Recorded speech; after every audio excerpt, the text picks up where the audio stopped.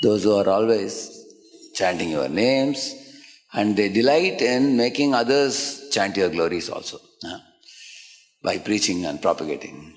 She is saying, Tayeva Pashyanti, they only can see your form continuously, always. Now recently we are reading Shrudadev and Bahulashva section where Lord Krishna is coming to Mithilapuri to meet Shrudadev. So Shrudadev is telling the Lord, why the conditioned souls are not able to see your form? The reason is they are absorbed in their own karmas, he is saying. Like some living entity is getting some material success, he becomes carried away by pride or boastful nature. Or a living entity faces some material loss, either in academics or in business, then he becomes covered over by material losses, by lamentation. In this way, covered by the bubble of pride and lamentation, the living entity lives in his own little world like a frog in the well. He is unable to see the presence of the Lord.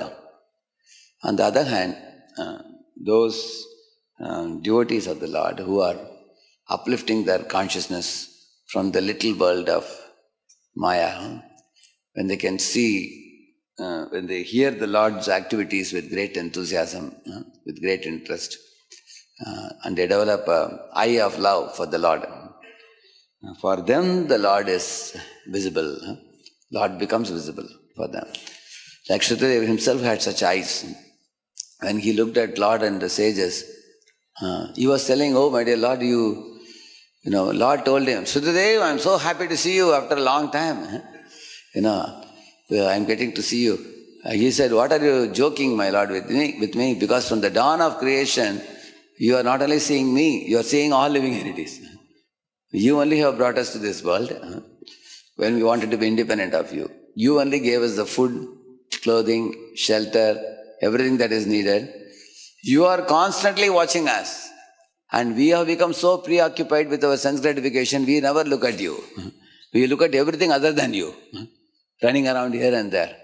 And now that you have come to my home and appeared in my home, I am seeing you. So I should say that I am seeing you after a long time. But you have been always seeing me. Like that Shrudadev said. And my dear Lord, you are coming to my home to expand our happiness. Wherever you put your lotus feet, that place becomes auspicious. And the sages who are with you, who have accompanied, they are very special. Why? Because they are accompanying you, they are also carrying you in their hearts, and they are like walking, talking scripture. They are like a walking, talking holy place. They are like walking, talking temple, because they are carrying you in their hearts. Therefore, you are worshipable and these sages are very greatly worshipable. Like that Shrudadev spoke. So Shrudadeva's speech gives a glimpse of the correct awareness or awakened awareness of a living entity. So one with such increased awareness, they also can see the Lord eye to eye. Because they have developed a strong sambandha with the Lord. So those who have developed a bond with the Lord, even in the apparent absence of the Lord, they can see the presence of the Lord. Whether Lord is coming to the home of Shrudadev or Lord is residing in Dwaraka, Shrudadev is able to relish the remembrance of the Lord very fondly. So one lesson that as conditioned souls, the conditioned souls can learn from this kind of episode is, one should not be absorbed in one's own little world of karmas, pride and attachments.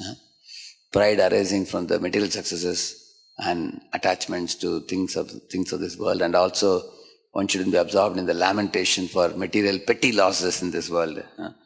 Because in this world, whatever you gain, whatever you lose, at the time of death, nobody carries anything with them. Nobody brings anything with them. So there is nothing to lament, nothing to be boastful about. But the sambandha of the jiva with the Lord is an eternal, everlasting, ever-existing phenomenon. So anybody who is intelligent will focus one's attention to that aspect of one's life, because if one was covered with Maya, but at the end of one's life one has uncovered oneself and is able to see the Lord's lotus feet, That soul is a blessed soul, because that takes one back to Godhead. Otherwise, everything else in this world is Maya. Because, for example, somebody is earning a fat salary. What is he doing?